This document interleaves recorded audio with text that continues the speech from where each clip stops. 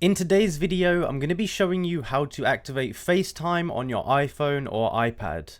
Now essentially this is going to be the same process or a very similar process for any kind of Apple product, so follow along closely to ensure you get it all correct. So first of all, what we need to do is on our iPhone or iPad, we need to go over to the Settings app, which is the one that says Settings on it. Once you open it up here, you're going to see a long list of different settings that you can change. We need to scroll down and we're eventually going to see one here that says FaceTime. You want to go ahead and click on the FaceTime settings here so we can go ahead and change them.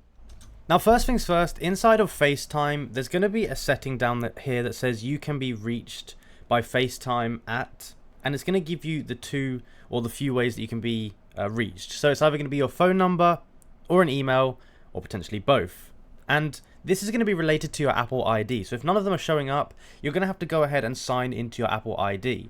You can either do that inside here, or you can go and do that inside of your iPhone itself. Now, once you've gone ahead and actually signed into an Apple ID, that is going to be the ID that is going to be used for FaceTime. So make sure it's the one you want to use.